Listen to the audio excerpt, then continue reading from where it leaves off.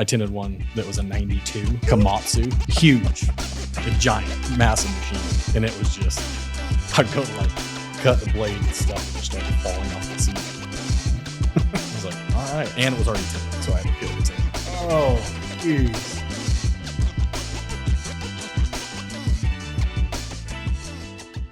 What's up, everybody? Welcome to the Born to Tint podcast. I'm Ricky. I'm glad to be here with my big brother, Josh. How's it going, everyone? Today we had a really fun conversation with Brady King, Eco Tint Shop out of St. George, Utah. Drove out here to sit down with us. Had a really fun conversation. Check it out. I mean, I can sit there and talk to almost pretty much. I'll say anyone within our industry and have probably like a 2 or 3 hour conversation before realizing like, oh, we've been talking for 2 or 3 hours. So it's just, yeah. So, I mean, what got you into tinting to begin with? Oh, it was like 2003. Nice. Just high school cars. Always been into cars, weird cars, fun cars. In fact, the first car I ever tinted was a 1992 Ford Festiva. You know, the little hatchback? Yeah. And I went to AutoZone and got the film. And they only had the 12-inch or whatever 16-inch roll. And so the windows were too tall and I didn't know how that worked. So I spliced it. And then I peeled off the bottom splice and just had half the car tinted. So just half the windows all the way around, just as like a joke, because it was just a little dummy car. Yeah. And then tinted my buddy's truck. And then kind of found out the differences between good film and bad film and how AutoZone film is not good film and all that. So yeah, I was just like in high school, just tinting cars out of my garage. We'd call it EJC. That was like my little branding. Eastern Johns Valley Customs, which is tiny part of Utah. And yeah, just started doing that and then like farm equipment. So I got tied in with, I started using SunTech when I first started. And yeah, after that, it was just lots of trial and error. Didn't know you had to shrink windows. Didn't know all about that. So then I'm out there with my mom's blow dryer, trying to get it hot enough to shrink. And but yeah, that's how I first touched film and got the gist of it. Crazy part is like the majority of, actually, yeah, almost all the people I've talked to that have either come up pre-2000s or early 2000s, that's usually the story, is I was in high school, I wanted to tint my car, or I went to go get my car tinted. They said it was a couple $100, and I was like, I could do that. Went and got a roll of film. Roll of film later, my car was tinted. Yep. Yeah. The growing pains were tough back then, pre-YouTube. Like now, everybody's spoiled.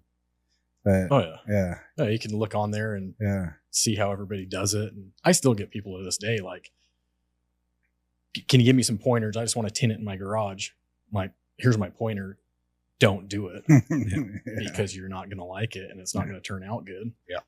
And then other friends and like people that I've met that have started their own tinting businesses and they've contacted me before and been like, hey, kind of what's the ins and outs of the business and stuff like that. And I'm like, dude, it's just, I would start with a shop.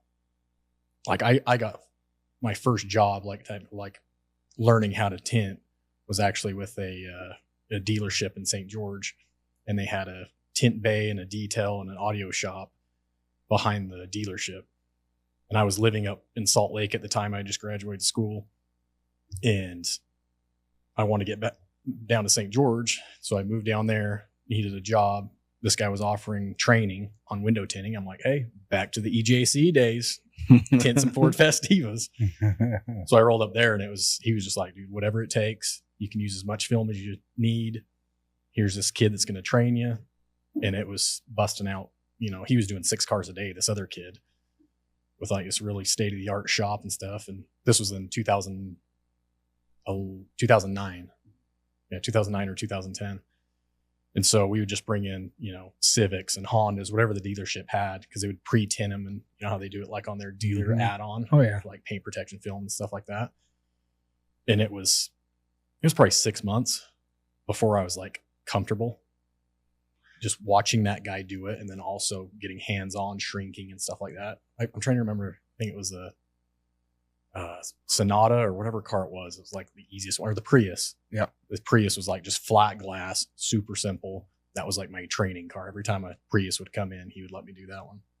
It's refreshing to hear that happening, especially in that time in our industry, because back then it was, I guess that was after the economy tanked out. Things loosened up a little bit after the economy tanked out, but it still was a pretty cutthroat industry of I don't want to train anyone because if I train someone, they're going to go do this and go do that. And it seems like it's definitely loosened up a lot. And I think everyone's starting to realize, at least the majority is starting to realize, like there's plenty of glass everywhere. Like we have an installer problem. We do not have enough installers. Yeah. So instead of complaining about like, I can't train this guy because then he might go open up next to me. Like if you do train someone, just treat them properly. And then maybe they're not going to maybe that's a you problem. Mm-hmm. Not a them problem, So, and then also just let them, especially when it comes to opening a shop, understand the small business aspect. Like, hey, I understand you see what's coming in. Now let me show you what's going out. Like it is not easy to run a small business by any stretch of the imagination. Oh yeah. Everyone thinks the grass is green on the other side until they go experience it. And they're like, oh, I get it now. It's like, I want you to succeed. We've trained guys that have stepped out and do their own thing, but in my eyes, they did it the right way, and we had conversations along the way. And now I literally have a guy in my auto bay right now that he subs for me on Mondays and Wednesdays, and on other days he goes and does his own thing. So one of the podcasts I listened to, you said that you had like subcontractors, that guys that worked here and then left, and then still do. You have a lot of flat glass guys that do that too, right?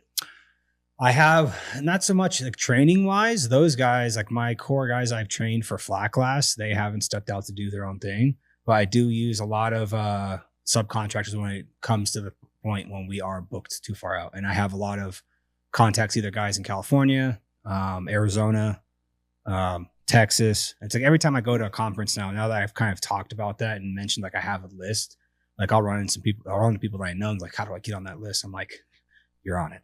Yeah. Like as soon as the work gets there, like right now we have like at least 5 to 6, 2,000 or 1,500 to like 2,500 square foot jobs, all just kind of looming.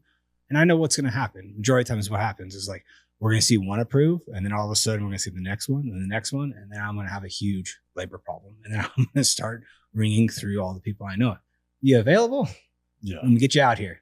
But that's helped us scale our flat glass big time, is having our core guys, and then yes, having the group of subcontractors that I know that they're like, hey man, anytime you need something, just give me a call. If I'm available, I'm out there. I'm like, perfect. Yeah, that'd be nice to have, because that's what I'm running into now. Is like, I've been into flat glass for a long time, but I haven't really been into flat glass. Like it's there, but it's not. Yeah. Most of my thing is like, obviously automotive, and then I specialize in like heavy equipment. That's like my go-to. It's fun, just track hose and all that kind of stuff. But now that I've been doing a lot more commercial and residential, like I did one last week that was 1,800 square feet, just me. And there were some, St. George's has these massive windows that overlook like golf courses and stuff. And at that point, I'm like, this is where an extra hand would come in. And my wife always tells me, she's like, hire somebody. And I'm so like, it's not a good thing when you want to scale your business, because I'm so like particular about it.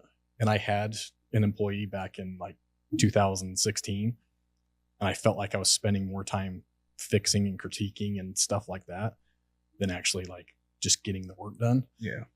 There was a few things I had to fix, and I had to kind of remember back, 2009 when I was learning, that guy let me mess up all this stuff. I need to be more that way.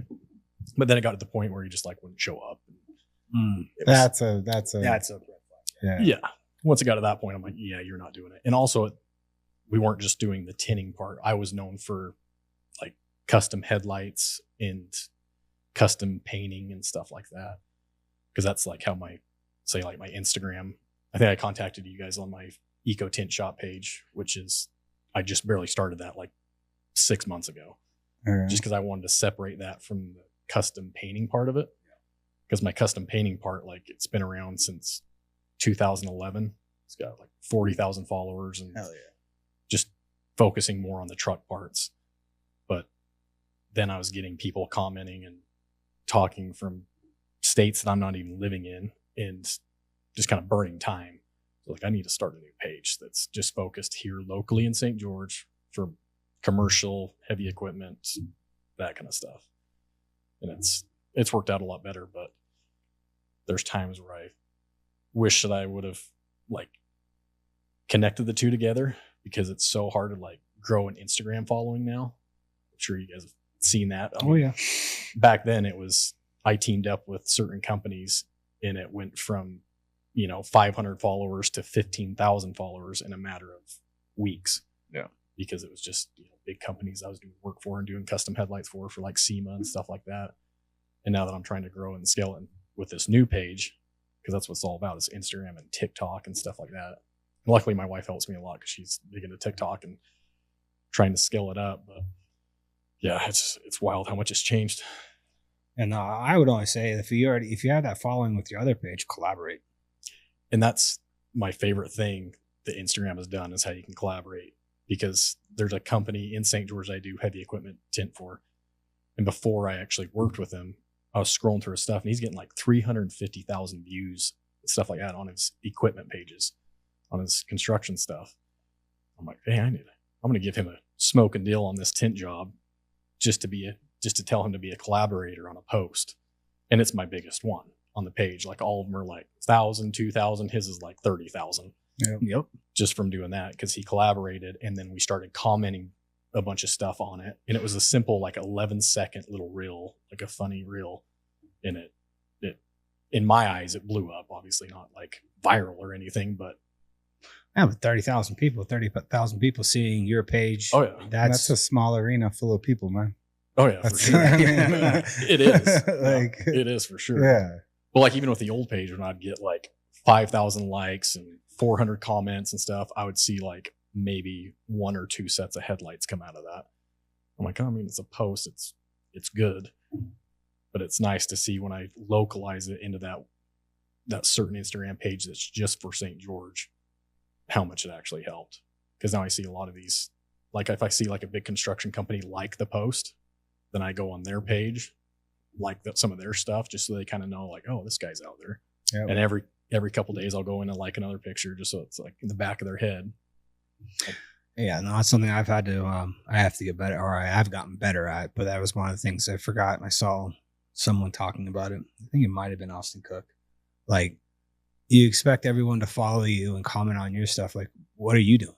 Are you engaging with them? If you're not, why would you expect them to engage with, like, well, what do you think, you're some kind of big shot? Like, why does that matter? Like, if you're not engaging with their content, why would they care to engage with yours? So I've had to get a lot better with that, to where I'm actually, I'll repost, like, comment.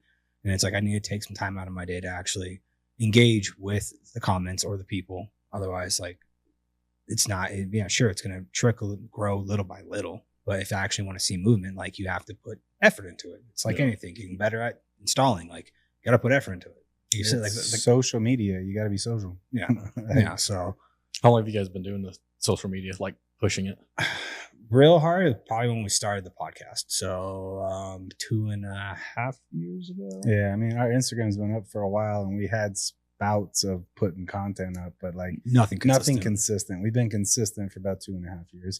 I think, Jordan, when you took over the Instagram, how many followers did we have? We had this conversation. 18, yeah. And yeah. You had 1,800 to 10,000. Yeah. So, yeah.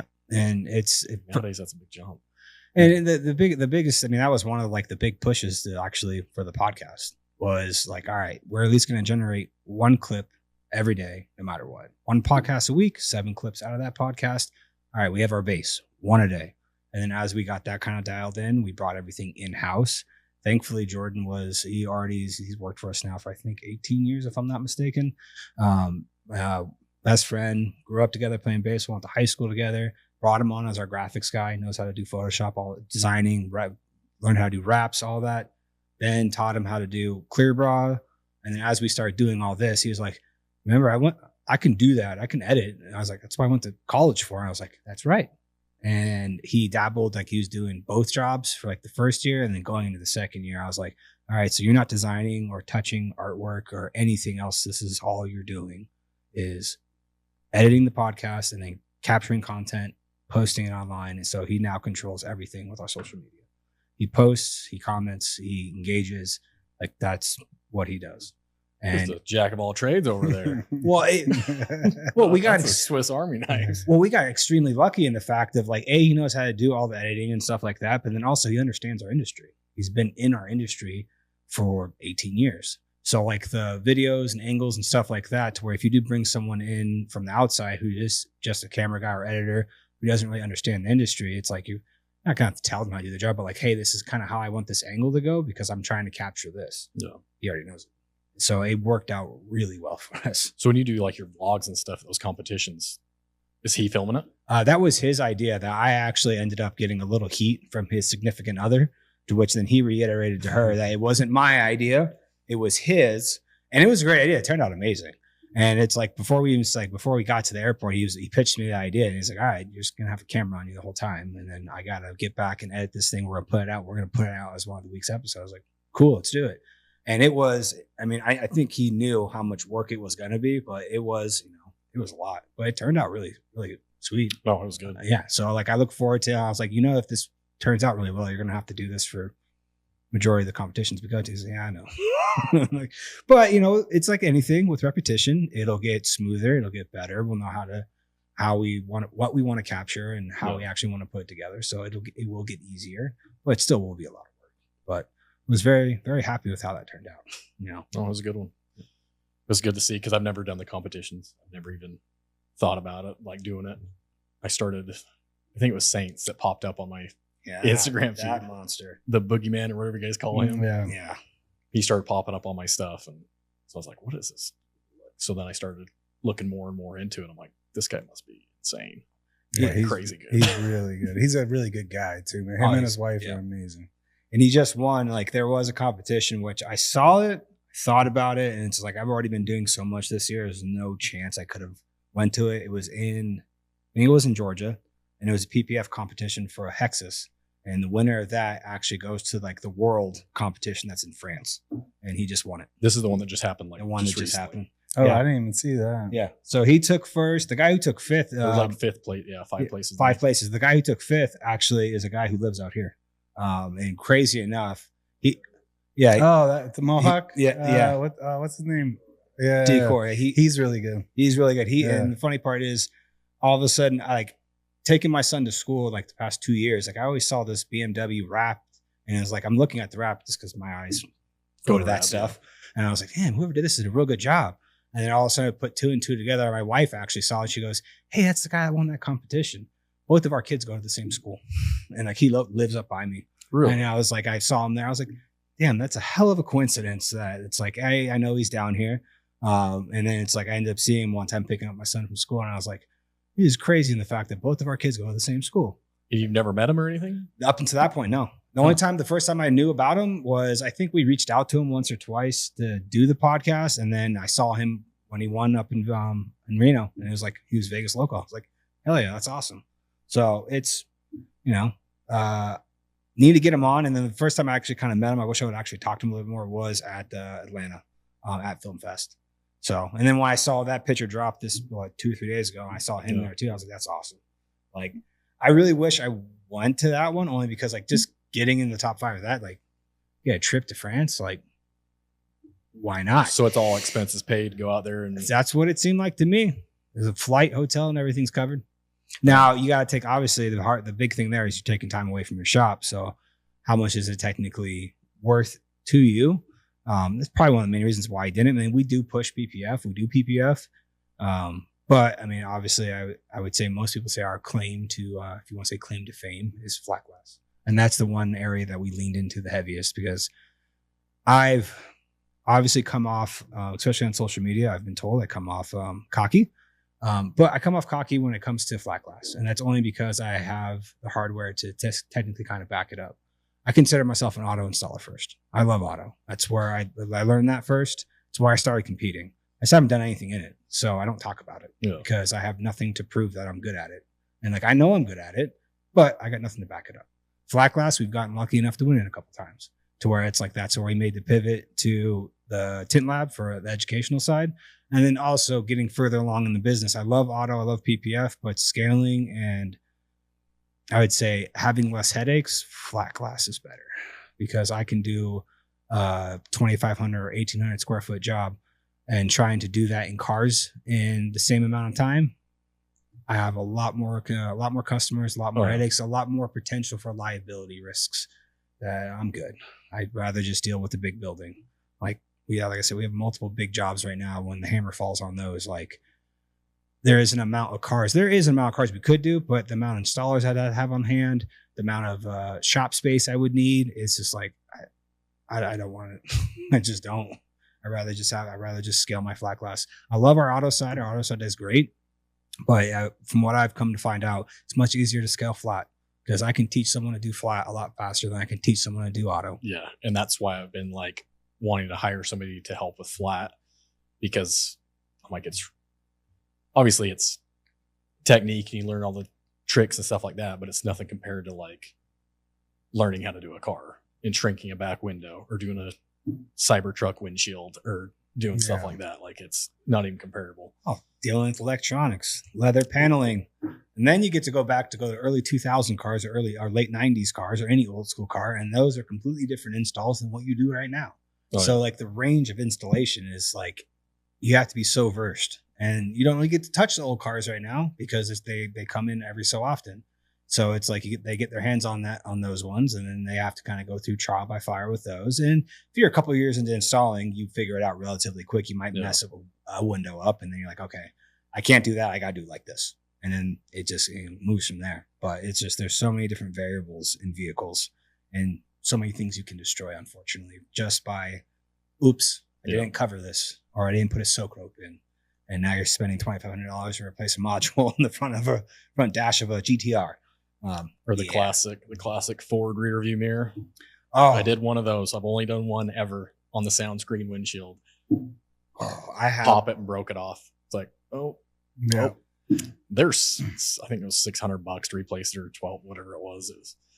I think I had a collection of, thankfully, just the regular ones that just like nothing connected to them. I think I had a collection of at least like 12 or 15. And before I realized, like, hold on, I got to grab it from here. And then obviously finding the right tools to pop them off. Yeah. I know my auto manager has a couple of the dimming ones on his belt. Those at the time, I think, were like $600 for a dimmer. It just had one simple plug-in, and it's just literally for dimming the headlights. And it's like, all right, we're going to stop pulling those off. And then we found the tool to pop them off. And then the certain ones that we just don't take off because it has a little prong on it. And if you get that one off, it never goes back on. Never goes back on tight. No, it just sits there. And it's like, I'm driving away. And it's like I'm going through an earthquake. And it's like, all right, we ordered one. It's on its way. Yeah, because they even make those. I'm trying to think the brand of it. It's like a little 3D printed thing that you slide up behind it and then tap it with a mallet or something like that, and pops it right off. But then, like you said, you go put it back on, and it still just has that little bit of rattle.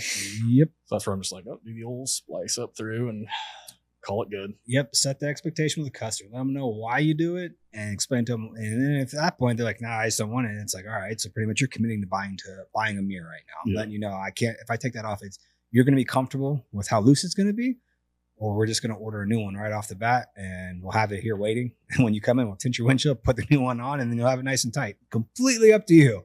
And most times, like, I'll do the split and throw a glare strip on there. I'm like, perfect. I was about to say, never see it through the dot matrix or anything. Yeah. But now when you look in there and you see that T15 or T25, whatever it is, I'm like, oh, yes. Yeah. Thank you. Why it took Ford so long to do that, I don't know. I mean, it was like 2011.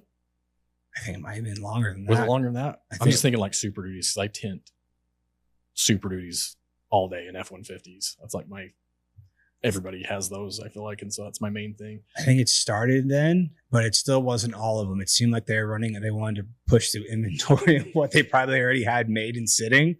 But yeah, when those started coming through, it was, and then even like the back windows, when all of a sudden the back windows, they finally put black border on the back windows. It was like, now you join the rest of every other manufacturer out there that has a black border on the back window. Thank you for getting rid of that rubber piece of crap around the solid or the hard plastic on the 3-piece. Mm-hmm. Which, how do you tackle that window?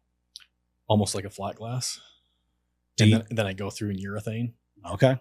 I fine line it with fine line paint and then urethane. Love it. So it just looks like factory. Like doesn't look like anything's on there. Our dad taught us a method where we would take an OFA blade or OFA, and you take one click, you put it right behind the plastic, snap it, jam it in there, and do that every like 2 inches. It leaves you a blade's length gap. Cut it a hair bigger on the outside, and when you put it in, it'll go right in and go behind the hard plastic. Well, that's a good idea. Yeah. The only downfall is I got a call once from my cousin when he worked for us a couple years back. He didn't think that we did the car. He's like, yeah, there was like this blade sticking out. And I'm like, yeah, dude, that was us. He's like, what do you mean? I was like, and I explained to him how we did it. He's like, oh, because like he, for some reason, was up front talking to the customer, telling the customer, oh, it definitely was us. We'd never do that. I'm like, I don't know why you were talking to the customer, A. And B, 100% that was us. That's how you do those, is you can do it like that. Or yes, hand cut it. And then I've done it a couple times. I would tape it off and then just like almost throwing an attachment on safety film, throw some silicone in there, wipe it around, yank your tape. Now you got a nice, perfect little bead around the window. Can't even tell it's never tinted. So, but yeah. Those are a pain. And that's how I did like older trucks for a long time too. And now I've just learned where I just like notch the sill a little bit, like the old 70s and 80s trucks, the C10s. I love how people or installers in our industry are like, hey, if you cut the rubber, you know what you're doing. It's like, if you saying that you've never cut a rubber or trimmed a rubber properly and that it's just you've never installed like that, you're full of shit. I'm sorry. I don't think I've seen them like where you cut it with a plotter and then it leaves you like a little bit, but then you can see that hair light. My customers do not do light. Like no matter what. If you're turning back and looking and you can see light, especially like on those straight back windows of those older trucks, you can see that, they're going to call me back. Yep. So I've just learned, I'm like, I either notch it or I go through, let it cure, and then urethane it. Yeah. This whole conversation is making me realize why I enjoy flat glass so much. Dude, but auto's fun though. Like I mean, it's just different. They're just different every day. No, I have one of my flat glass guys right now. Like he wants to technically dabble into the auto department, like on I guess technically his day off on Saturday. And he's like, well, I said, I would like to, but I know it's your decision. That's not my decision. That is, you got to go talk to Armando, your manager, and then he needs to talk to the other manager. That's their decision. I could care less. I understand it though, because he's like, I just want to change the pace. Mix it up. Yeah, every once in a while. Like I want to be able to go in and know I'm going to be in from 9 to 5. Because like today, I think they had a job at 6 a.m. and then they're back out in other installs right now. Like in the summertime doing exterior, you're going out at 5 or 6 a.m. Oh, for sure. Yeah. So it's like, he doesn't have the typical 9 to 5. So it's like, I completely understand. That's why I liked going back between both. Like I was the auto installer for a long time. And then when I saw what you could make, the potential of what you could make in flat, told my dad to put me in flat. I went into flat for a while.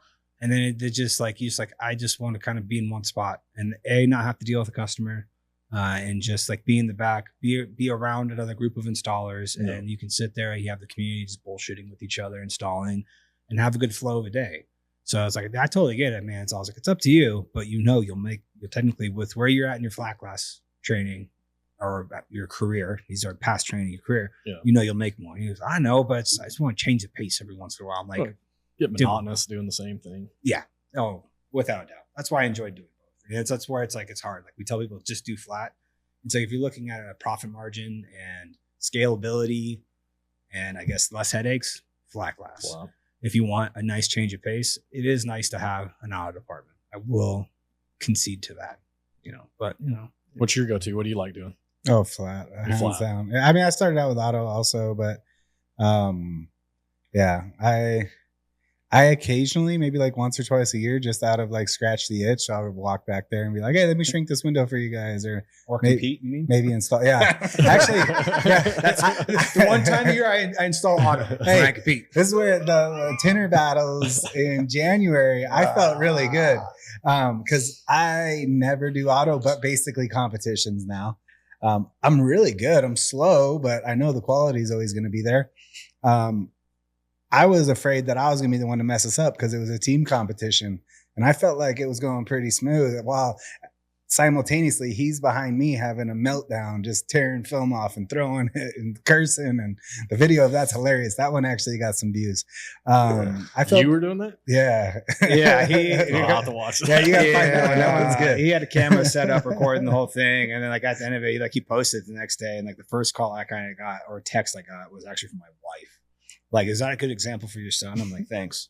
Like he showed the clip to me. I was like, this isn't going to be good. Everything's bleeped, thankfully. Yeah. And like my son is has not seen on it. Instagram, so you're good. No, but he's watching. I've showed him the video, and he's like, Dad. I'm like, I know. I'm working on it. Okay. You're like, son, you go tint that and see how you feel. But yeah, no, it was. We went out of our comfort zone, and you had the potential for bonus points if you shave the edge. We don't shave. Like literally, like I can, but we never do because I mean, you're just talking like on frameless windows. And yeah, stuff? on frameless windows. And it's like sometimes something we technically even offer at our shop. You know, we micro gap everything. That's just the way we do Micro, no filing, nothing like that. Nope. 99.9% of customers do not care. The past like 3 years, that's where I've just gotten into like with heavy equipment. I carry a file. I'll file like the bottom of a track co window and stuff like that, which you think like some people don't care. Construction guys do not care. Yeah. I had one guy call me. He's like, bro, we need to like get the prices down a little bit. I don't care what this looks like. My guys are going to beat it up. And I'm like, TJ, I can't scale back because I'm OCD about it a little bit. Like I'm going to tint a track co like I tint a car.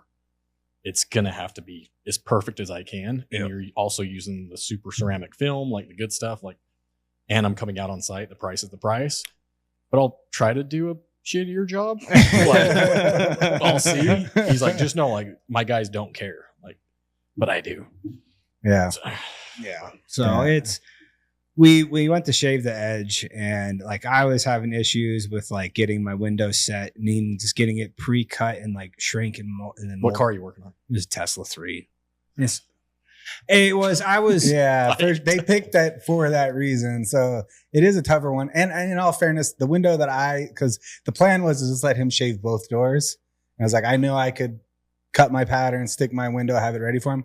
I, in the heat of the moment, did forget to use the important sauce because it's like if we're not going to have time to really heat it or let it dry, we need it to be tacked down. So when he got to shaving mine, it lifted because I didn't like seal the edges down very good.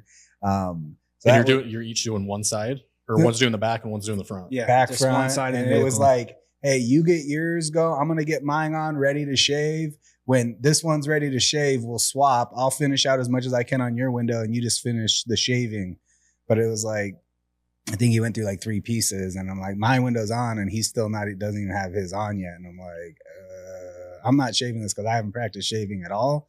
Because I've never shaved an automotive window. I think shaving windows is for like show cars and like it's really bragging between tinters. The average customer across the board does not care. If you put a nice tight for sure edge, they do not care. Like I said, for the past 15 years, that's what I've been doing. I've never had any issues with it.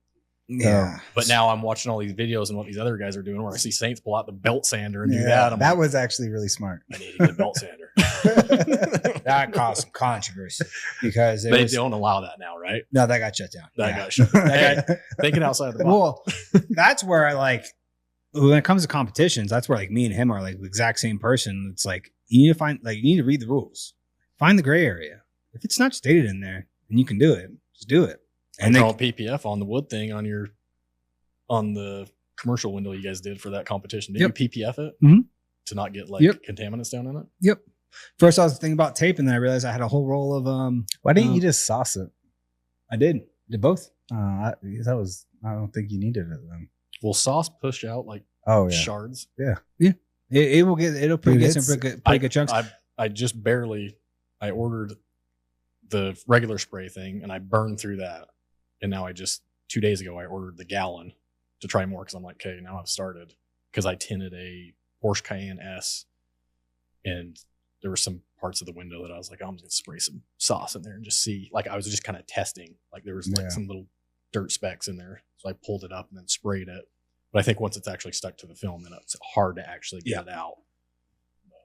Yeah, that stuff is amazing. It's for flat glass, it's amazing too. You come across like French panes like that. All kinds like grid windows. Yeah. I mean, we've done it in the last 2 Tint Lab classes where we've done it like the way we would normally do it, which still turns out good, clean. maybe one or two little specks. But with the sauce, like you can cut it tighter. Yes, that's the big thing. You can cut it tighter, and it comes out pretty much spotless, man. Like it's legit. It saves you so much time. I'm really picky with those, so I'll pre-cut them, then stick them. Where I'm sticking it to a dry window. I'm only wetting the pattern, sealing the edges, and it'll be perfect. But to pre-cut all of those windows and then go back and clean them again, stick them, compared to being able to just sauce them, stick them, squeegee them out, cut them tight, they're done, and they look perfect. The time saving is insane. Well, and also it takes someone who is, say, a novice tinter, and now you can put them on a window that novice tinter probably shouldn't be on. You can now put them on that window, and you know it's going to come out the way you want it to. Yeah. And they might not be as fast as you, that's fine, but they'll be able to still accomplish that goal. And like you said, also the cutting of the gap, because I did that the last class we did. I covered one half of the door in sauce, the other half I didn't. And how I get my doors clean without pre-cutting is I angle my blade out and make a bigger gap. It's just like you have to be consistent in all the grid windows or all the French panes or French doors themselves. But with a little bit bigger gap, you stop the water seepage back into the window, no contamination. I intentionally tried to cut it as tight as I possibly could with the sauce, and they came out perfectly clean on both sides. But the big difference is gap, almost no gap. It's like 10 out of 10 times my customer's going to want the one on the right. And if I can produce that while using the sauce, I'm going to 100% use it. Like that was for as much heat as he gets for it, it's quite comical when you see the people like, oh, you're not a tinner if you have to use that. It's like, no, it's a tool. I'm using it as a tool. Now, if you're using it as the end all be all, like that's a problem. You need to work your way around that and train yourself out of it. But I can take a novice or a newbie and get them to a point that would take the 6 to 8 months to get there and get them there a lot faster and trust them on, even on residential double hung windows. So you have an old double hung window that's got the foam. That's an old foam that's all dusty. Yes. Yep. Cover all 4 sides, baby. Let's take that window like it's a regular, clean, brand new vinyl window. It's going to come out perfectly clean. And you don't have to worry about dirt lines, lifting, because it's all going to push out. The one thing I do need to try, because the last couple times I have used it, I'm still squeegeeing at the same pace I would as if it's water. I was about to say I now realize why I'm getting kind of the orange peel or the kind of look in the window as I'm pushing it out too fast. I need to slow my squeegee down. So I've heard that from numerous people where I'm like, all right, that's something I'm going to definitely play around with and test before, I would say before my next installation, which I'm not doing much of any right now besides competition. Yeah. Like we've gotten ourselves out of the point of installing pretty much completely over the past year and a half, 2 years. Like the only time I install now is if I'm putting out like a big enough fire where I'm telling the customer I'm coming out and they're like, okay, good. Yeah. The owner's coming out. I'm like, okay. But that still is scaled back so much now that like I hardly have any fires put out now. I have a flat glass manager now. He's back there right now, cutting jobs up, scheduling jobs. And I have my auto manager to where it's like both of those two are highly skilled installers where they solve the problem. If it gets past them, which hasn't happened actually, knock on wood, in some time. But it's like I'm hardly installing now. And besides doing the Tint Lab classes, and that's probably the majority of my installation for flat is coming when I'm in here training people. just training people. Yeah. But no, we were talking about subcontractors. That was the other big reason for Tint Lab. Like that's one of the selling points that we have for it is as we grow that network, everyone has a connection to that network. You have to be gone through Tint Lab to be in that school, on the online school, and then you get to look at everybody on the map. Now you have, as we keep building it, now you start seeing a network of people that went through the same training as you. And now it's like, all right, hey, I just landed a couple 1,000 square feet. Who wants to come out and help? This is what I can pay. And now you have contractors to reach out to. And then we've also put our network of people that we pretty much use. That's the only other way to kind of get in Tint Lab now I think about it is that we've already had a personal connection with that person. I know where that person is skills wise. Yeah. And they also are totally open to go do subcontracting work. So it's like, perfect. You want to join the community? And I throw them in there. So anyone who does join Tint Lab, they're able to either ask questions from those guys or it's, hey, I have this big project. Is anyone in this area? And you can just look on the map of where everyone is located to where you're located. To where that's the big thing that we cracked. Or I wouldn't say cracked because I think that it's already been cracked. I mean, that's what NGS is. That's what NGS does. That's why they did $64 million in a year. is they have their employees, but then they have the subcontractors that they reach out to. Yeah. Is realizing to scale a flat glass right, if I can even say that scale it in a way to where you're not bringing too much overhead on yourself by bringing on so many installers, is having a good subcontracting network. It's where like, hey, busy season is happening. You're always going to take care of your guys. But beyond that, as soon as we get 2-3 weeks out, I'm now reaching out to the subcontractors, because however much I can fit into 1 week, I can speed up my conversion rate. That is what puts more money in the account, allows me to make more moves, allows me to scale and grow and invest inward in my company. But that was the big thing. One of the big things which was Board to Tint Academy, now is Tint Lab, was that it was train our guys in-house. Now we don't got to train people in people's homes. We do it here. Yeah. And then also I can sell myself to the country, and then also grow a subcontracting network that we can cultivate ourselves and help everyone grow within our industry. So do you have like every style of window in here? Or somewhat? Got a good mix of most of what you're going to come against. Yes. I think eventually I need to find some just old glass. That would be some good windows to add. Make some stands, if anything, just to have some old crusty windows, because you are going to run into those. But anything new wise, we have, single picture windows, double hung windows, bunch of small windows, because what a lot of people don't realize before they even get into this industry, small windows will be the hardest windows you tint. 1,000%. Yeah. And it's like, I got stuck on those to begin my career. I was 11, 12 years old. And it's like, my son wants to, he was okay if my son tints your bathroom windows. And like, I was excited to do something. Mm-hmm. And then later on, as I started installing bigger windows, I'm like, oh, you just had me doing all the hard work. Hard ones. Cool. That's another thing that I think the sauce helps with big time. The small ones, a lot of time, if your slips off and it's not tacking, that's where you're struggling. So using the sauce on that is like, bam, it's locked down. Let's go. Done. Yeah. So. That's what it's like. That job last week, that big one, it was grid windows, but it had the metal to where it's not like fully seated on the glass. Like it's like you can almost like tuck it in, but it was probably half that house was the grid windows. Mm-hmm. And so when I went in there to bid it, I'm like, oh, I haven't ran into many grid windows like this, and I guess we'll just see how it goes here. But once I started doing it, I'm like, they were like 8 feet tall by 8 feet wide. Like they were good sized windows, or 10 feet wide, whatever they were, but they were all in the front of the house. And then the backs were all just straight windows. And I did all the straight windows. I think I did 600 feet from 9 a.m. to 5 p.m. of just the straight ones. And then the grid windows took me like 2 more days just to cut everyone. I kept on thinking, I'm like, I wonder if you could throw this in a plotter and cut them out singly, or how that works. But then all of them's different. Yeah, like someone's different. So I'm like, no, I'm not going to do that. I'm just going to hand cut them. He's got to price it properly. And you can't just price per square foot on those. Man. I know. And that's after I priced it out, and I was like, yeah, I got to adjust this, because this doesn't make sense for the amount of time. Yeah. So it's just like a learning curve, because a lot of new homes in St. George, the fancier windows are like all gridded out. Like my one buddy, he's building a house right now, and they were doing some fake like Eve windows, or not fake ones, but they're real. But then there's no light shining through them or anything. They're putting plywood 3 foot behind it, just more for looks on above the house. So I actually went and picked those up and took them back to my house and tinted them before they installed them, because they needed them tinted before, because then they're going to put plywood and they're never going to see the light of day again. But yeah, I was doing those, and then I went and looked at his house. I was like, if you're going to want me to tint this house, man, it's going to be expensive, because I'm not kidding you. There's doors that are 16 feet tall, or like windows that are 16 feet tall and 8 feet wide, just throughout the whole house, but it's all grid.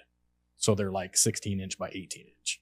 Yeah. The whole thing. And I'm just looking at it like, man, this is going to take so long compared to just getting one and dropping it down and sticking it and doing that. But yeah. The price per square foot goes up like crazy on that. Like I think right now, depending on the film, we're at like $40, $50 a paint. 40 or $50 a paint for the grid stuff. Yeah. And then with our guys, we pay them per paint then. Yeah. Because it's just like, it's going to take you a long time. You guys are going to be here for a day or two, just to let you know. But you're also going to be compensated for that day or two. Yeah. Because that's the only way, I say it makes sense, but that's the way it obviously makes sense for the business and for them too. I don't want them to be like, I'm doing these 18 by 12s, like just doing 3 by 5s or 5 by 5. do that 5x5 in 10 minutes. Cut that into grids. It's going to take me an hour and a half. Yep. That's a big problem. And it's the same amount of square footage. It's funny how those trends come and go, because we have some homes out here probably built in, I want to say either the 90s, it's probably 90s, in the heart of Green Valley. They have the metal grids, but they're double side taped on. And usually the couple of ones I've done, we have talked to the customer and told them like, all right, it's either going to cost this much, or I can take those grids off. You'll still see them on the outside, or from the inside. I'm ripping those off and I'm going to tint it in one piece. It's going to cost this much. And they're like, that one. Perfect. By the time I'm done, they have a pile of scrap metal that I have to haul and throw away. And then either double side tape or there's silicone on the window. Just run an OFA behind it, pop it off, throw the tint on. I hope that trend doesn't come out here, because luckily we don't get a lot of it. It's very uncommon. Yeah, that would suck. Yeah, it's like all the new big homes in St. George is like the new thing. And they're not like you said, like the old ones where you could like pop them off. These ones are all separate, separate sealed in. And then the end of the seal too. So like you'll run it up the seal and then it goes like that. So then you have a big gap at the start. And then when you go start making your line, then it's nice and clean. And then you get down the bottom, it does that little twist to where it's when they made the window and they pressed it together or whatever they've done, that seal is like pushed itself down in. So you have these big gaps. And then you're cutting windows like this, or like rather than just cutting it straight down through and calling it good, you're having to like angle it. But that would be a way that's at least that, in my eyes, if you're going to have obviously like a, say, 8x10 or 10x16 foot area of glass, I mean, the only way to kind of get it on there without throwing a big seam across the window is grids themselves. So, but yeah, I hope that trend doesn't come out here. It wasn't fun, but I learned that I need to bid it more. Yeah. Because I first sent the initial bid, I'm like, dang, that seems a little steep. But then I remembered all the grid. I'm like, no, I'm not just because then they ask for a discount. They always do. I feel like, hey, what if I pay cash? What if I do this? I'm like, it doesn't matter. Cash card, it's all the same. I'm reporting it. So this is what it is. And also your grid windows. And I actually showed them when I was doing it. I'm like, just watch how long this takes me. And then watch how long this one takes me. Like their whole basement was all the flat glass, just the no grids. And I did that in one day. So I came upstairs and he's like, you're already done down there? I'm like, yeah, dude, it's good to go. He's like, oh, wow, those must have really been a pain. Like the other ones, the front room ones, because it took so long. Like, yeah, man. Yeah. My brain's fried after doing, I think I counted them. It was 430. Damn. How many days? Squares. I did the whole job in 4 days. That's legit, dude. That's a hell of 4 days. Just me. Yeah, that's moving. That's moving. That's moving. Yeah. Oh, that's a lot of pains a day. Yeah. Actually, I actually really do enjoy installing flat glass, but that's not that one. Stuff like that is why I'm glad I'm in sales now, because I'm mainly just doing consultations now. So like neither of us are installing really. Yeah. But stuff like that is the days that I don't miss. Yeah, and it was like the first couple, like it's kind of once I figured out how they curved out and stuff, and then learning like where to exactly put my knife because they were basically all the same. The first window took 3 hours. Yeah. And then once I got to the next one, then it was like, okay, this is an hour and a half. The next one's, I can do it in an hour tops is like speeding through it. It's still not getting contamination or anything like that. Yeah. Which there's a few. I'm going to go replace like 2 or 3 of the squares out of 400 just because like a little bit of dirt sucked up in there. That wouldn't be a bad piece of content. Tint, if you hit one of those again with a house where you time yourself and have like a clock display and you can obviously time lapse it, tinting this whole window, and then time lapse you tinting the other one to where it gives everyone a visual, especially when you go to bid something like that. And they're like, what? That's crazy. It's like, well, watch these and see the time. All right. Same square footage, 10 minutes, hour and a half, 2 hours.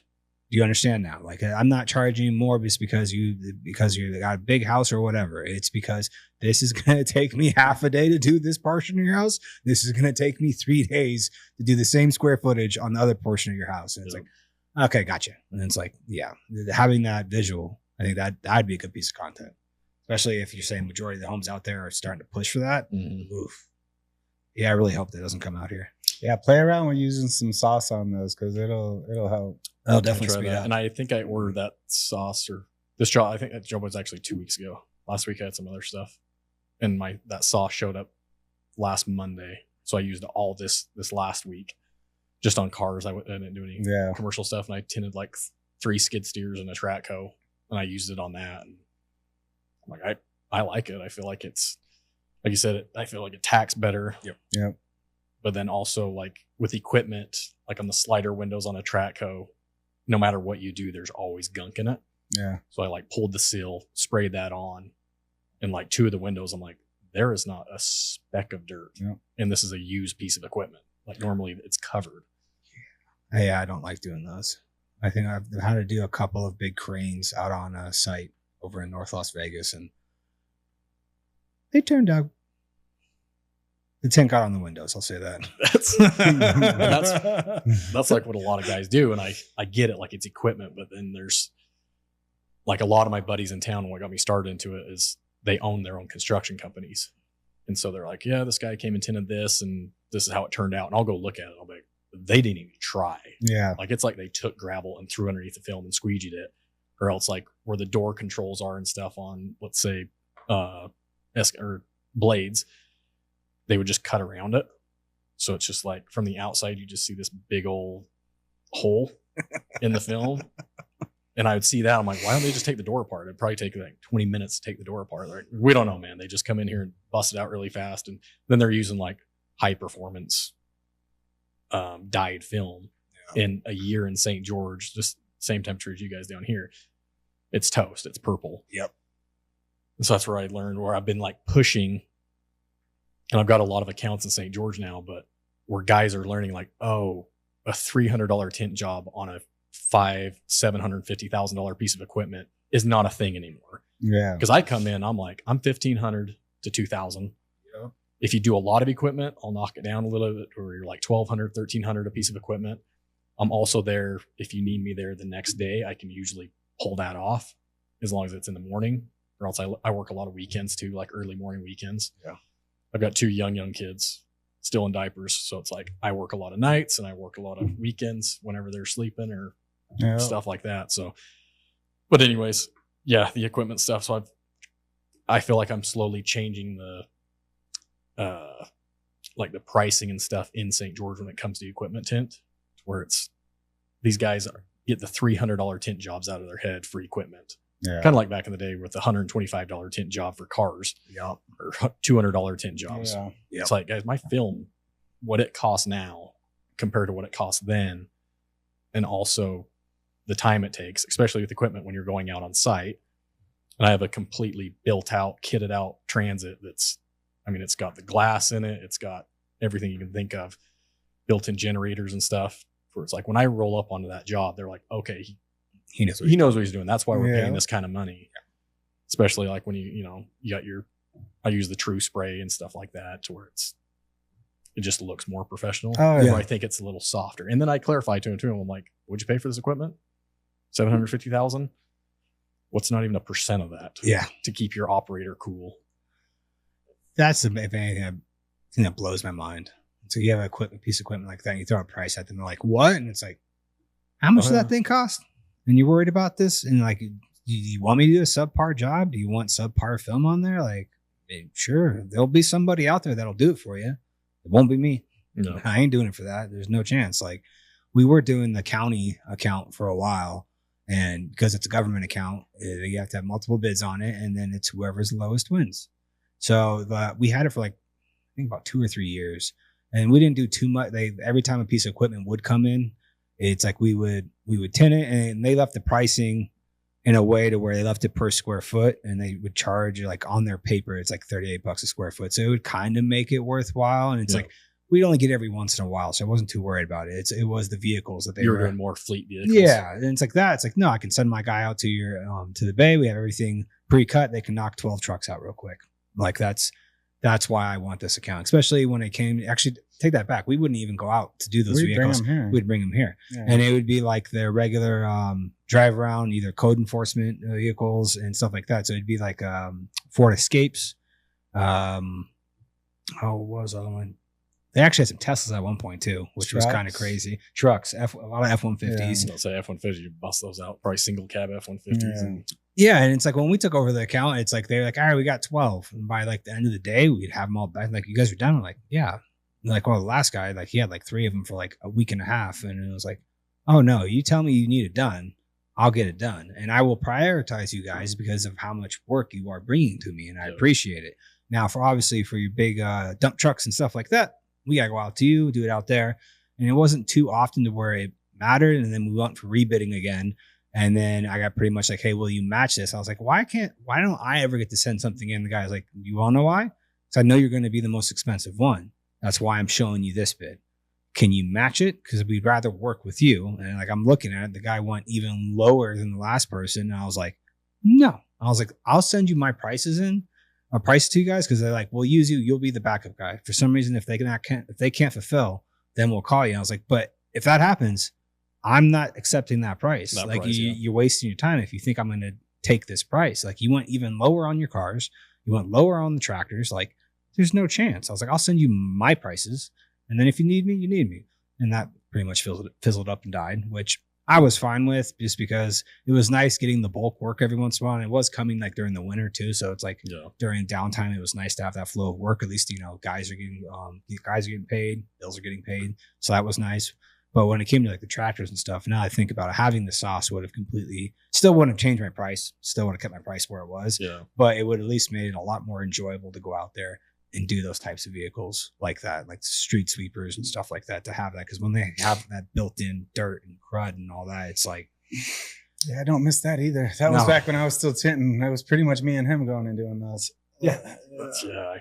I have a lot of guys too. A lot of my buddies that have these equipment, or the construction companies, that they'll call me and be like, hey, I got a new 966 loader coming into Wheeler. Can you go tint it before it goes out on the job? Absolutely. That's the way I want to do it. Yeah. So now I have this relationship with Wheeler, the place that sells the machines, where I can just roll up, use one of their bays. I just pull my van next to it, open the door. I've got my transfer glass and everything built into it. And now it's like, I'm not fighting dirt from the job that's been in there for 15 years or 10 years or 3 years. Even a day on the job site will ruin those. So that's been nice being able to run that. I tinted one like 2 weeks ago that was a 92 Komatsu, huge, a giant, massive machine. And it was just, I'd go to like cut the blade and stuff would just start falling off the ceiling. I was like, all right. And it was already tinted, so I had to peel the tint. Oh, jeez. Yeah. So you run into those, and that makes me question it, where I'm like, is this worth it? But then that guy gives me 3 new track hose and a new dozer to tint. And I'm like, yep, we're good. Yeah. We're fine. But kind of like your flat glass guys leaving it, 5 a.m. That's what I do. Like during the summer, at least in St. George. Yeah. Like I'll go knock out 2 pieces of equipment before 10 a.m. And I'm like, all right, I'm done for the day. Yep. Bust it out. No, that's the plus side, especially for like the flat glass guys. And like when me and my guy were talking about it, like they have days during even during the summer sometime too, where like all their work is pitted early in the morning. They'll start at like 5 in the morning, and then by the time 2 rolls around, yeah, and we leave it open to them too. Like, hey, we do have more work to schedule, and if we're not too far booked out, it's like we can either place it here or we can do it here. Up to you. And it depends on how many days they've kind of gone in a row where if they've pulled a 12+ hour day, to where they're like, put it over there. It's cool. But if you want to keep going. Or you're off at 2 o'clock, especially like in the winter too. It's like, structure your vacations properly. Summertime is go time. Yeah. Winter comes around, of course, I want to be as busy as I am in the summer and the winter, and we're going to try our best to do that. But we're a seasonal business. You can look at the trends on Google. Mm-hmm. Searches go up in the summer, they go down in the winter. There's not much I can really do about that. I can only squeeze that as hard as possible when it comes to even like paying for ads.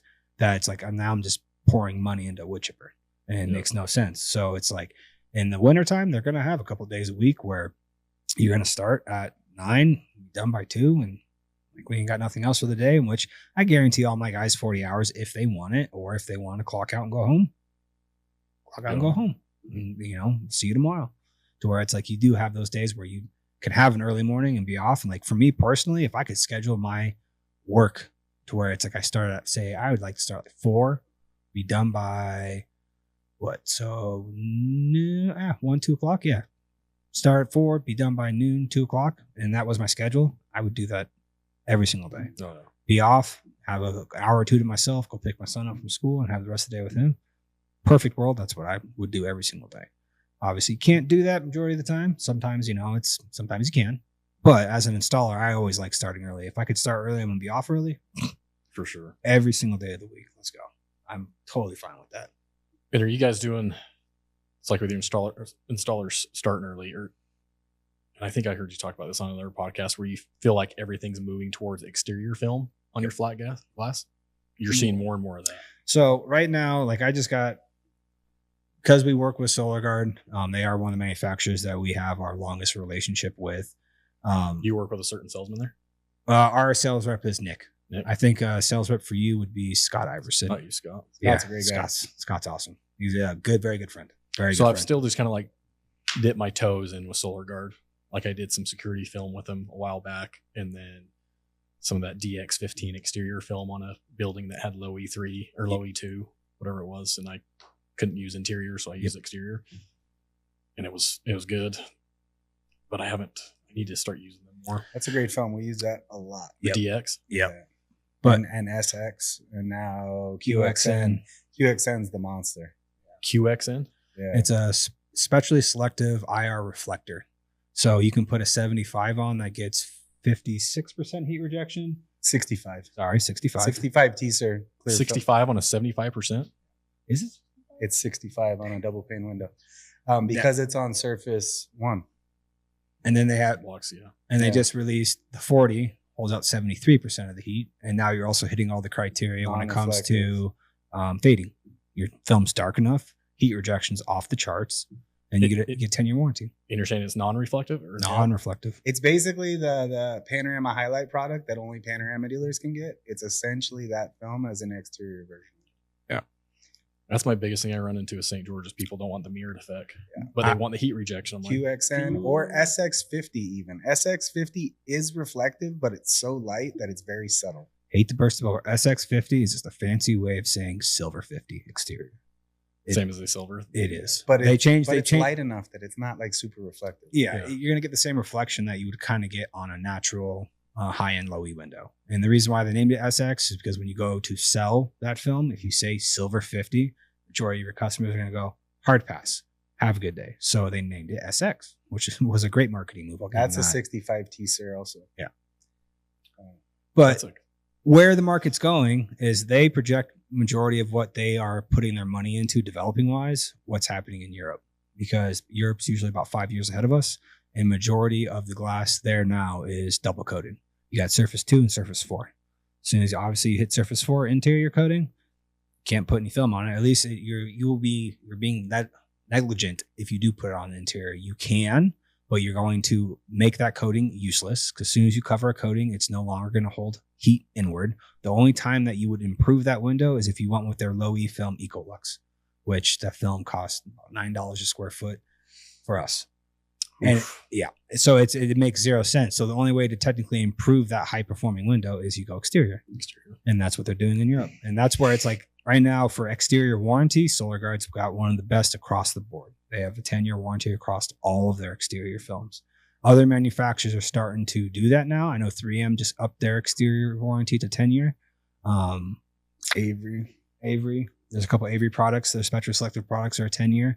And I know SolarGuard's they're pushing their film to the point they want to be able to throw a 12-year out there. And they want to keep moving that needle because they know as the glass gets more and more efficient, you're going to have to go exterior to do anything. Otherwise, it just can't do anything with the window. I mean, honestly, in the market out here, it's not necessarily that the market's demanding it, but we're going out more educated, actually metering the glass, identifying the use cases, and understanding what the film can actually do.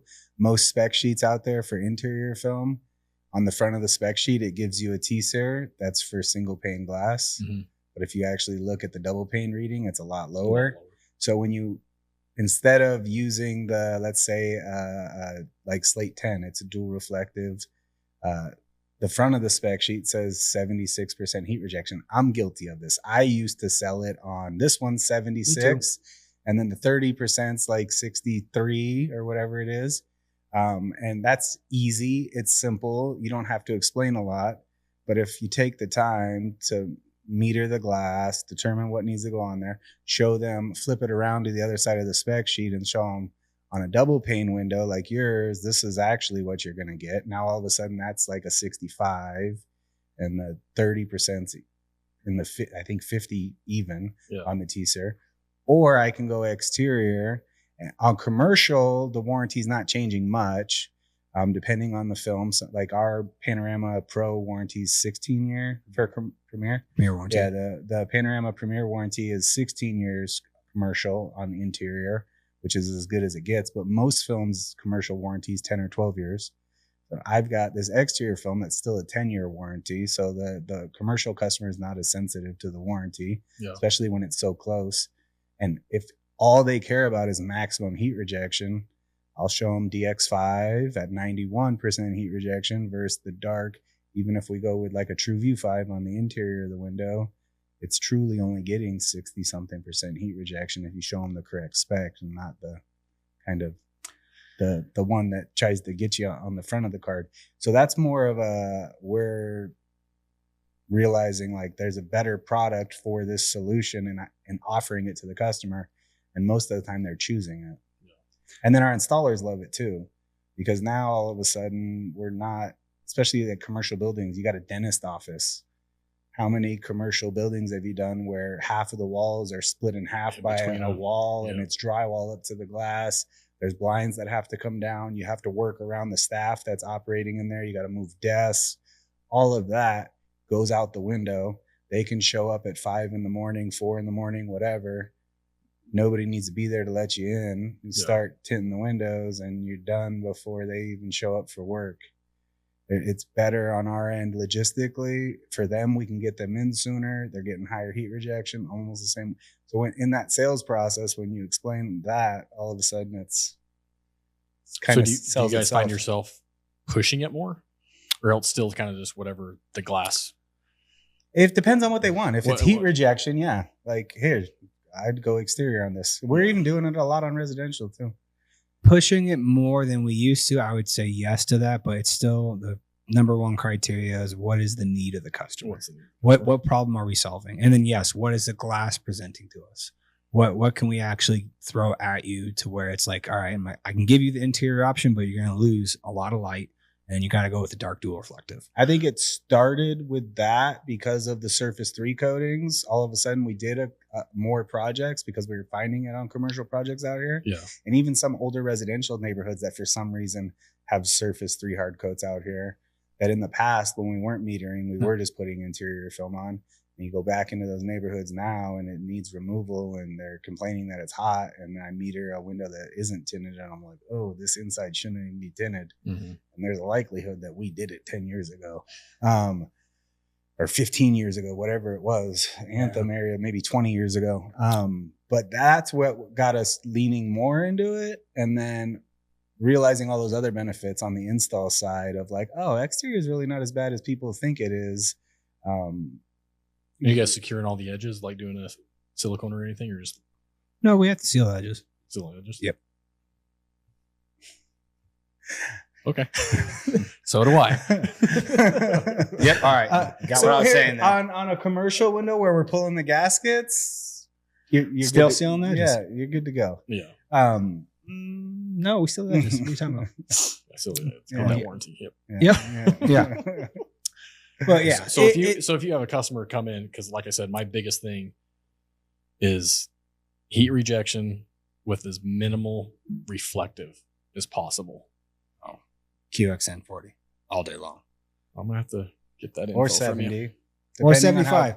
Depending on how clear, do they want it clear, non-reflective, like no change in look at all? It's the 75. That 40 is gonna look. I'm telling you right now. We have 2 boxes on it because it just released. Like we haven't used that film yet. It just got released. Yeah, so we were able to get our hands on it. It got released to the Panorama Pro dealers first. I placed an order a week ago. I'm excited to sell that film. I know based off of my customer interactions, we're going to sell a lot of that film. And sorry, remind me, is that interior or exterior? Exterior. That's the exterior. And because that's the big thing is like you take that same film, you move it to the interior, you have a high performing window. you're just stealing your customer's money. Yeah, if Like, it's Surface 2 triple silver, it's not going to be a huge benefit. You could put a dual reflective 40% on there, and then exterior reflection isn't going to jump. Like, it's not going to be like, oh my God, what a difference. Yeah. So you can put that on, and we have like the before and after photos to show our customer, like, I understand we're saying this is a dual reflective, but this is what it looks like. And they look at a non-tinted window versus a tinted window, and they see the natural reflection in the glass, and they're like, oh, I haven't really noticed that. Like, that's how much reflection is actually put off by glass. It's like, well, yeah, you have a triple silver coating in there. It's already reflective as hell. Yeah. Putting that on there, I'm able to bring the VLT down to a point where it's actually going to improve your window. Like, I'm comfortable saying you will have some heat rejection with this, and then we're also reflecting. We're not absorbing. Your film or your windows right now are hitting the absorption of the heat spectrum, not the reflection of it. So now we're going to put a reflector on there, and this will do a much better job than Highlight 40, which is a spectrally selective, badass film. But there's no reason to put that expensive reflecting film on when I can put a same shade of reflecting film on that cost half the cost almost, or at least 2/3 of the cost. And like, I would love to install this for you, but there's no reason for me to do it because this is going to do the exact same job. So that brings me to a question for you. What are you using any type of CRM, or when you do a consultation, how are you doing that? Tint Wiz. Oh, yeah. Okay, good. You're in good shape. Tint Wiz and the Preload. Do you have preloaded before and after photos in there? I don't. Take the time to do it, man. I need to. So all we did, he went and spent a half a day at my sister's house. When he says me, I set up the appointment for a Mondo. Oh, I thought you did it. Well, either way, I have a nice residential window that you can have a good side by side. Yep. I mean, you do it on job sites too as you go and just throw them in there and tag them. But if you have the same window with the same view looking out and the same view looking at it for all your different shades, where you just tint like a split window, tint one of them, take the picture from the inside looking out from the exact same spot, and then take the picture on the outside looking at it from the outside in the exact same spot, and do that for all your different films that you're typically using. Now you can put that in your canned proposals, or you can manually add it in there as you go just by using the tags. Yeah. And every single one of our consultations sees that. Like, hey, I'm going to show you the spec sheets. We're going to kind of determine what you like and what we're choosing. And then when I show you the proposal here at the end, I'm going to show you really good before and after photos so you can see exactly what it's really going to look like, because these spec sheets only show so much. Like, when I'm looking even at a 30% sample with a clear window all around it, it looks darker than what it's going to look like when the whole window is tinted. Mm-hmm. Having those example photos are huge. I had somebody say that, like, I put the little spec sheet on, like I actually wet it down, put a square on so they could see what it would look like. And it was I think it was a 40%. And I always try to talk people into darker. Yeah. Because I'm like, I feel like, especially in St. George on certain windows, like, it's going to be, once the full window's done, you're going to want it. Yeah. You're going to think it's too light. And it did happen. The guy came in, he's like, that one's the 40. I'm like, yeah, that's 40. He's like, oh, it's a lot lighter than I thought it was going to be. I'm like, I know, that's why I tried to tell you 30 or 15, or not 15. That's pretty dark, but yeah, no. So yeah, the pictures would be a good idea. And I've been a lot better to where I actually have like little photo things that I set up and tripods and stuff as I'm tinting, and just for more like content stuff. But to throw it on the CRM to the Tint Wiz to be able to. Yeah, I mean, you can even just do it on job site. Just when you're doing a split window like that, tint one, take a picture of it, take a picture from the outside real quick, and then just tag it the film type. That way you can easily search it in the archive, and boom, it's right there. It loads immediately, regardless of how good your Wi-Fi or your mobile is, and you have it. And it would be kind of the same, like, not to go back to equipment, but like I take pictures, like pano pictures in the equipment sitting in the seat when I do like 5% or 15%, and I have those all logged in or all saved, because then I have guys like, oh, I don't want to do 5 because it seems too dark. I'm like, looks dark on the outside. Here's a picture from the inside. Other than when it gets dark, then obviously the gauges and stuff are going to reflect off the interior. But yeah, so that'd be definitely something I need to do. No, we're about to do a second run of that, and I'm going to reach out to Solar Guard and then the other manufacturers that we do cover, and pretty much tell them, like, send me sample rolls of, I don't know, I guess of the films you want me to sell. But beyond that, just because I want to preload all these into our Tint Lab, Tint Wiz. To where anyone who does come through the class, now you have a preloaded before and after of as many manufacturers as possible. Mm-hmm. And we're going to take, because now I think the first time we did it with obviously I think my iPhones, my sister did it. We did it at her house, but now we have cameras. Like I want to set up a camera on a tripod on the inside, one on the outside. And it's not going to take me long to hang a window real quick, squeegee it out, touch it up to where in the photo, all I'm looking for is the exterior look, the interior look. Click, click, rip it off. Next piece, rip it off. Next piece. It's just like trying to find like the perfect set and setting to do it. And like the more I think, where they all look consistent and cohesive and everything. Exactly. Everything's framed up. And then even beyond that, create a frame around it to where we can put that photo in that frame. And with technically with AI now, we can literally create a template, load all the photos in and say, all right, place all these photos into this template. Yeah. Put our logo in the right corner. So now it's our logo attached to every single one of those. And then leave those templates blank inside of, say, our Tint Lab tint list, where anyone who comes to the class, here's your before and afters. Now you don't got to do it. It's already preloaded in there. Use if you want to. We're going to highly recommend you use it because it's going to help move the needle when it comes to a customer who's scared of a 30 and they actually see what a 30 looks like on an entire window and the reflection on the outside. Yeah. So most people, like I said, they see it here, dual reflective. And they're like, oh, my HOA. It's like, I'm telling you right now, I'll put in the contract that if your HOA says anything, I will replace everything on your house or refund your money and take it off. That's how confident I am. Their HOA is not going to say nothing. They just don't want it installed improperly, and they do not want a silver. They do not want a silver 20. They don't want to look like a bathroom mirror. That's going to be the difference. And most people are like, okay, as long as you're willing to put that in your contract. I'm like, yep. We've had yet to have one person. We had one person who claimed it. He claimed it, and then we told him like, all right, send us the letter. And then we didn't hear from him Ghost ever again. Completely. And it was like the very next day after we installed it. It was too dark for his liking. It was the very next day. Which he could have just been honest and said, hey, this was darker than I thought. What can we do? And we would have charged material and labor. And like we would have like as little as we could have charged, it's what we would have charged just to make him happy. Yeah. And then depending if it was like a window or two, probably would have even done it just for free. It was only like 2 windows. We would have done it for free. Yeah. And it's just like trying to throw his HOA into it. And we're like, all right, that's fine. We totally understand. Let's go ahead and send us that paperwork. We need it on our end to put into your project, and didn't hear a word from him again. We're like, okay, so it was just, you didn't like the film. You just didn't want to tell us, which, all right, teach his own is what it is. Yeah. But yeah, that's so the hardest thing's been like having the arsenal of films and knowing what films, because I'm a car guy coming into flat glass or getting into it more. I finally got one of the Elites like last year, the Elite Pro. Just the Elite. The Glass Shake Elite? Yeah, Glass Shake Elite, which is game changer, obviously. And it was from that video you did in here with, or you might have did it with Kyle. The guy that works for him. Yeah. After watching that video, I'm like, because I never knew about like Silver 3 or whatever that's called. And triple silver. Yep. Yeah. Like, I had no idea that was a thing. And you don't want to really sell anything on it because it's already a really good one. But knowing what their needs are. Or the other day I went and did a bid in Cedar City. And I put it on there and it's giving me nothing. Like it's saying, I just thought all of them, most modern windows had low E coating, but this one didn't have any. Yeah, checked it for inside, outside. I'm like, looks open. Clear glass. Yeah, clear glass. I'm like, I have never ran into that. Yeah, I still run into it. Not most of the new builds out here, no, but occasionally you'll find it, especially on older stuff. But we just submitted a bid for large commercial project. Yeah, where no coating. Building was built in 2007.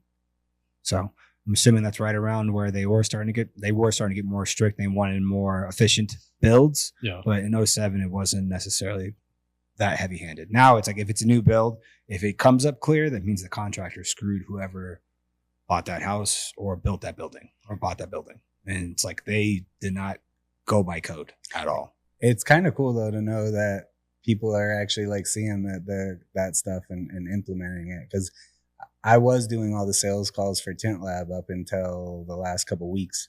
And a lot of people I talked to that called us for Tint Lab, had already ordered the meter, were using it from that video or something else we put out.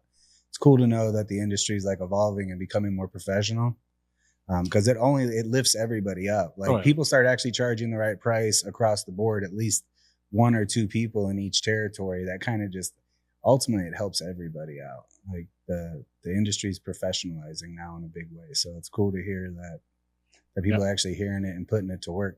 My biggest thing was like the professionalism of it, like rolling in and then having being like, oh, the last guy didn't use that. Yep. the last And guy then put the Tint lighter under Wiz. the glass or did the other thing. And I'm like, yeah, I've never done that. Did one of those. Yeah. And you see that extra reflection there. Yeah. That means this. And it's like, yeah, it's a way of doing it. But as soon as you do that, and I come in and I put my meter on the window and I tell the customer exactly, well, you have a 1/4-inch piece of glass. You got this much space in between another 1/4-inch piece of glass. And then you have this coating here. And it's like, I can tell with absolute certainty. And this meter was designed for the glass industry. Yeah. It wasn't even designed for tinters. It's just get to use it by default. And it makes us look really good. And then allows us to solve the problem.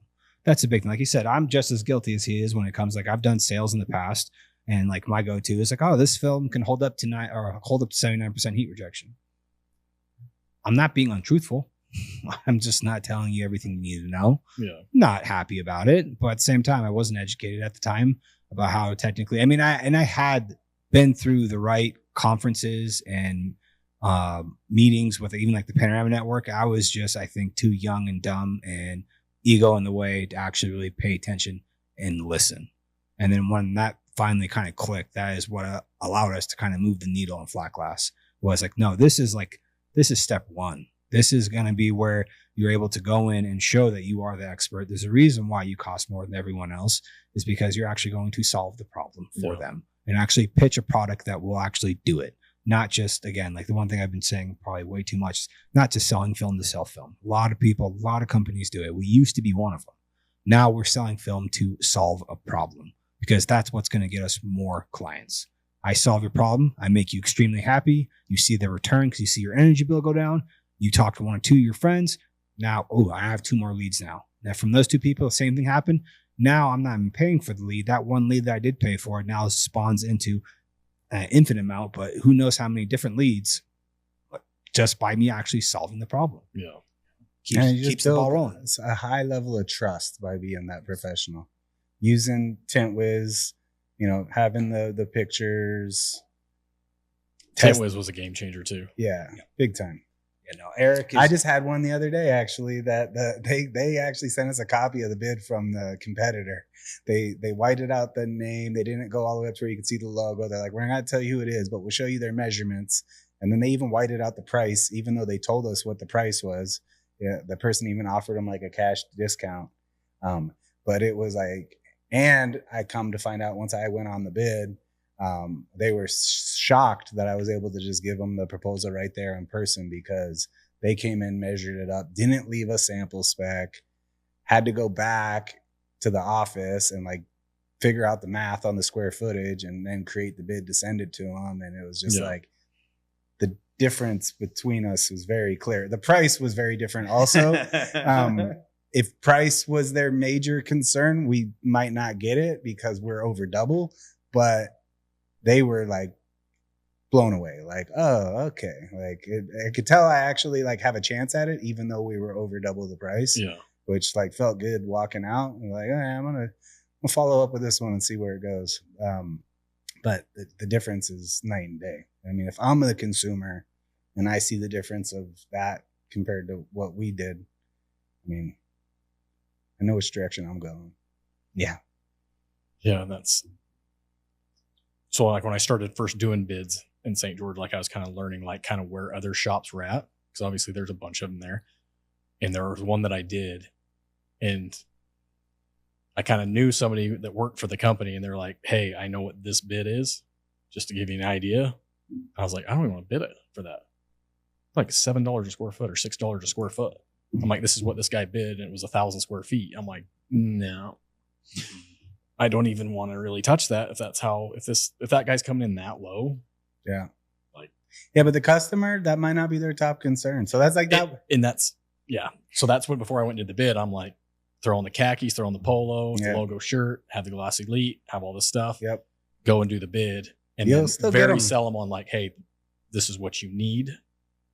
Obviously, you've told me what your needs are, and this is what I'm going to do for it. And I came in with a lot higher bid, and I ended up doing it. But just to see like how low some of these bids are coming in, it scared me at first, because I'm like, I'm not going to get any work if this is where, and I'm not going to do it for that. Yeah, no, we see those. We see them constantly. Yeah, $8-9 a square foot, and we're right now I think the lowest 22. 22, 25. 25 has been kind of our sweet spot where we're getting approvals on it, but we're also not told to kick rocks right off the bat. When we did raise our price to that and we kept pushing it higher and higher, we got to 25. And that's when he got to one of his first bids where, like, before even sending it, showed the guy the price and he goes, "It's going to cost that much? Get that out of my house." And like, he ended up leaving the house like smiling. He said the full word though. Yeah. And When you gave him the $25? this was actually when we were still at 20. This was like probably 2 years ago. Yeah. I went through the whole pitch. As I'm walking through it with him, he's like, "Wait, what? How much?" He's like, "No, you can just get." I'm like, so he's had somebody else in there before. Yeah, he's like, "I've had houses done before," and like, I don't think he even had another bid yet. But he like, and it's funny. I just heard something from like Alex Hermosi on like, you need to keep raising your prices until people like are offended by it and like literally yell at you about it. And it's funny because if I hadn't heard that, I would have walked out, or I might have even discounted it in the past. I would have walked out like upset, but I walked out like, all right, I think we're finally charging the right price. I think we finally figured it out. I think we're somewhere near the right price now. Yeah, we stopped there, and that's kind of where we sit right now. It's that for dual reflective, about 20 to 25. Spectrally selective, 28 to 35. That's You're saying that backwards though. It's 35 to 28. I'm starting high all the time. That's what I meant. And then there needs to be a reason to go down. Like, it needs to be huge volume. Yeah, square footage. If it's over 1,000 square feet. Yeah, I'm not just bringing it down to bring it down. Yeah. And I'll even if they push me on price a little, that's the best I can do, and I'll let it hang and just watch what the close rate is. Like, if we're staying above 40%, they weren't our customer. See, I trying to think of what video I watched where you guys talked about that, where you're like, "Oh, we're like around $25 a square foot," and that's what I was like. Yeah, I'm shocked. Not saying it's expensive, just saying like we need to change it in St. George. Yeah. Like, that needs to change because easily. Easily. What's the worst case scenario? You go out, say you do 2 weeks, do a study, do 2 weeks of putting that bid out there, see what you close. Yeah. If all of a sudden your close rate drops to like 20, 15%, move it down. And then it's just, you had 2 weeks of like, you kind of lost out. Or if anything, if you go through those 2 weeks, obviously follow back up with that customer, see if that was the pain point. And hey, I just had a cancellation. I do have an opening on this day. I can get you down to this price. Or you find out if that is their pain point, it was the price. Like, okay, well, if I'm able to get down in this range, would you, if there isn't a difference between us and them, who would you go with price wise? And like, I'll go with you. All right, well, if I'm able to get down to this, does that work for you? Okay. Well, actually, I had this opening on this day. Does that work? Okay. And then you bring your price down and you mess with it. Like, the worst that's going to happen is you have 2 weeks where your close rate dives. And then you make the adjustment. Depending on your volume, I think you need a pretty good test size. I would probably do at least 20 consultations and stick to it. And that's probably a better number. Stay hard on it. At least 20. We're doing a big enough volume now where we can get a bigger test case than that. Like, I'm doing anywhere, between the both of us, we're doing about 60 consultations a week. I want to see a month's worth of numbers of us doing 60 consultations a week to like get a true picture, because you're going to have one-offs. You might just get unlucky and have 10 people in a row that are just price shopping. But a big enough sample size that you can actually, you'll be shocked. What's crazy is there's people out there that only care about the trust, the quality, that stuff. Their time. And their number is much higher than us in the industry. And what ChatGPT is telling people they should charge it's much higher. Yeah. That's the thing I figured out, because I even wouldn't have thought that we could sell as much as we're selling at the prices we're selling 3 years ago.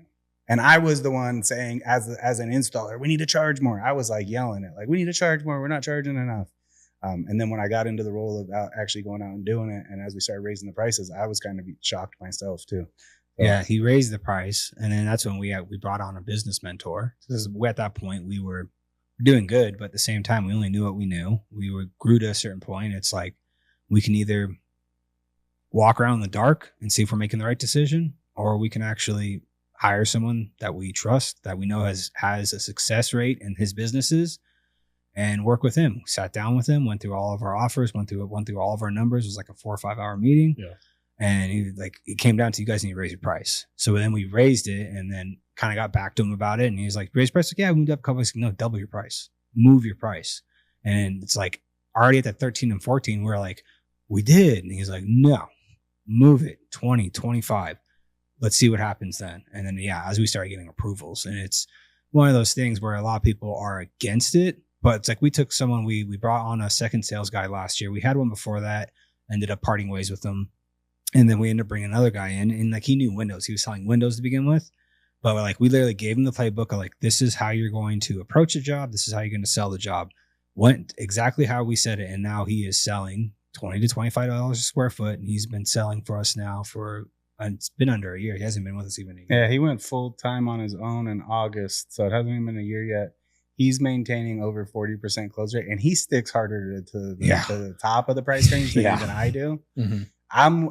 I see some approvals. I'm like, that's the one thing I think he still needs to get down, is like, when the volume's really high and the square footage number is high, I'm much more willing to bring the price down, because we're talking like, all right, it's $12,000 job or a $10,000 job. We can go to 10 and it'll be all right. Like, that's still a big ticket. But he sticks to it hard, and his closing percentage is great. And he had zero window film knowledge at all. So it can be done. I know it can be done. He is our test subject in the fact of, you got to get rid of the old way of thinking that I can only do $8, $9, $10, $12 a square foot. We told him, just charge this, only this. And it's like, yeah, I've had that conversation to him. I pull him aside. I'm like, hey, I love what you're doing, but this was a 600 square foot job. You have the play in this to come down $2 or $3 a square foot. If you think that's what's going to close it, do it. Like, don't, he's like, I want to get as much. I was like, I understand, but 600 square feet puts our entire crew on that job for the full day. And then, we now have a, $10,000 job for a single day. Like, dude, I'm like, if it was 12, I'm still like, I'm extremely happy with 12. I'm still extremely happy with 10,000. Like, I appreciate how ambitious you are, but when you start getting in that higher volume, especially when all of a sudden you see the pane count go down too, and it's just a bunch of big ass windows. Yeah. We have some room to move down on that, because now I can send a whole crew out, and it was 400 square feet, but say it was only like 20 something windows. Our entire crew can knock that job out in the morning, and we can book a second job in the afternoon, and we have some play. So, but he's been absolutely crushing it. It's like getting rid of the stigma and getting past what you used to charge, and just, you have to actually give into it. Oh, I'm realizing something we always skip when we talk about this. We're talking high-end residential for these prices for the most part. Big commercial, we will come lower than that. So like, we've had some big commercial ones recently where it's like over 2,000 square feet. Oh yeah. Where you've got to be closer to like 15-ish to be competitive, because I know there's people out there doing those for under 10. And that's still a big ass job, Yeah. Yeah. And that's still, again, 2,000 square feet in the same spot with one customer. That meets the criteria of, we can back off that. And then even buying that much film at a time too, depending on what type of film it is, that's something where I can contact my manufacturer and say, hey, I'm going to buy 5-6 rolls. Can you get 10%? The majority of the time, I'm like, yeah, absolutely. Especially with whatever type of film it is too. If it's a higher end film, like, hey, I'm going to close this job. I can either use this film or this film. The big difference between the films right now for me is that obviously your guys cost a little bit more. I want to use your film. Can you meet me in the middle? Give me a little something. And most manufacturers will work with that. So if I have that much volume in one spot, I'm definitely obviously willing to come down more, just because I'm able to keep my guys in one spot. And there's not so many juggling of a bunch of different jobs all at once. I don't got to drive out a bunch of times. And also pane count. Pane count's a big thing too, because if you have a bunch of say 6x10s, like, that job's going to go much faster. So now with less time on the job, I can get another job in the next day or the 2 days after that. And that all plays into it. Oh yeah. That's going to be my biggest thing, is like the bidding end of it, and just being more confident with it. Cause that's, again, with St. George, I just feel like it's just so low, and guys got to understand, especially like when I go into that grid house, I'm like, 400 grids. Yes. Like, I'm not doing this for $12 a square foot. Like, no, it's going to be way more than that. Yes. Play with it, man. Cause I think, we got the low bids out here too. Yeah. I'm sure it's everywhere. So I think Vegas still has and it sounds like the way you're running your business, the fact that you're using TintWiz, like, you've already got the meter. you're already doing close to what we're doing. So the customer that you're getting is the customer that will do it, right? Yeah. Like I always talk about the close rate thing. Like if you're like a lot of people's ego, they want to close every sale and they'll bring the price down to whatever it needs to be to get it. If you're closing like 8 out of 10 bids you go on, you have to raise your prices immediately. You could probably almost guaranteed double your price. So let's say you're charging $10 a square foot, round numbers.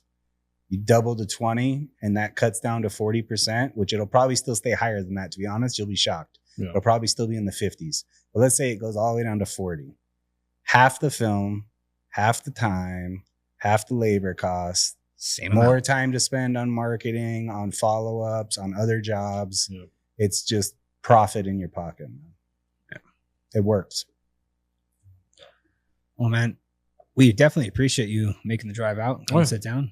Thoroughly enjoyed this conversation. Yeah, I was shocked. I was shocked that you weren't the Eco Tint from here in town when you pulled up. I was like, Eco Tint. I wasn't necessarily shocked by it because I remember seeing it, and I just unfortunately when I thought Eco was by, I know we've talked to his name's Brian, the one he owns a one out here.